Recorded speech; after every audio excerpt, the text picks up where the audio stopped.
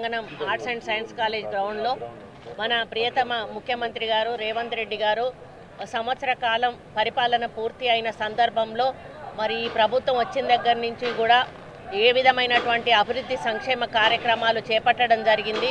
6 గ్యారంటీల్లో ఎన్ని గ్యారంటీలను ఈరోజు మేము అందించడం జరిగింది, ఎన్ని వేల కోట్ల రూపాయలు ఆ గ్యారంటీలకు ప్రజల కోసం ఖర్చు చేయడం జరిగింది, రైతులకు ఎన్ని వేల కోట్ల రుణ సదుపాయం కూడా అందించడం జరిగింది.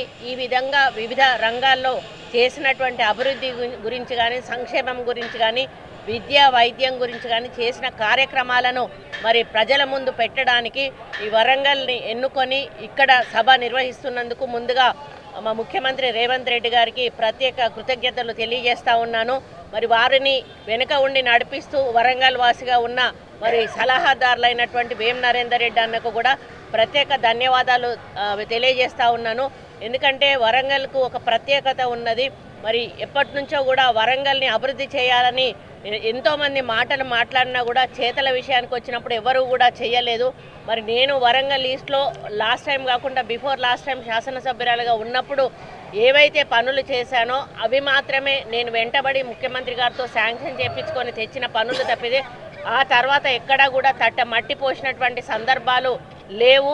కేవలం మరి భూతందాలు, రౌడీయిజం, గూండాయిజం చేసుకుంటూ మరి అక్రమ సంపాదన చేసుకుంటూ గడిపినటువంటి నాయకులు ఉన్నారు తప్పితే ఇక్కడ వరంగల్ ఈస్ట్ వెస్ట్ 2 చోట్ల కూడా మరి అభివృద్ధి విషయంలో ఏ ఒక్క రోజు కూడా ఒక్క రూపాయి తెచ్చి ఇక్కడ అభివృద్ధి చేసిన సందర్భం లేదు. కానీ రేవంత్ రెడ్డి గారు ఎప్పుడైతే ముఖ్యమంత్రి అయ్యారో ఆయన ఒక ఆశయంగా పెట్టుకున్నారు. తెలంగాణలో మరి హైదరాబాద్ తర్వాత అతిపెద్ద నగరం వరంగల్ నగరము.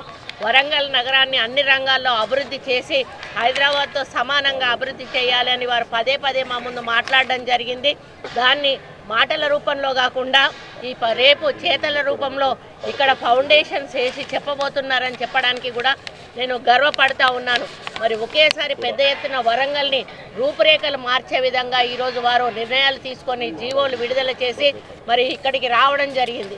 ఎంతసేపు గత పాలకులు మైకులు పట్టుకొని మాట్లాడి ఇవిస్తామని వెళ్ళిపోయి దాని తర్వాత వాటి గురించి అమలు చేయక వాటిని కనీసం ఆలోచించినటువంటి పరిస్థితి ఉంటే మరి ఈ ముఖ్యమంత్రి గారు అందరికీ భిన్నంగా ముందే జీవోలు ఇష్యూ చేసి వచ్చి ఫౌండేషన్ వేసే కార్యక్రమం చేయడం అనేది ఇది చరిత్రలో నిలిచిపోయేటువంటి విషయం. ముఖ్యంగా మహిళా శక్తి మరి ఇందిరాగాంధీ గారు ఆ రోజు మరి ప్రధానమంత్రిగా ఎన్నో సంస్కరణలు తీసుకొచ్చారు, ఎంతో మంచి పరిపాలన అందించారు. మరి దేశ చరిత్రలో ఒక మంచి ప్రధానిగా మిగిలిపోయారు. పేదల పాలిటి పెన్నిదిగా మిగిలిపోయారు. ఎస్సీ ఎస్టీ మైనారిటీ బడుగు బలహీన వర్గాల మరి ప్రధానమంత్రిగా ఆ రోజు సోనియా గాంధీ మన ఇందిరాగాంధీ గారు మిగిలి ఉంటే అదేవిధంగా సోనియా గాంధీ గారు కూడా ఒక మహిళ యూపీఏ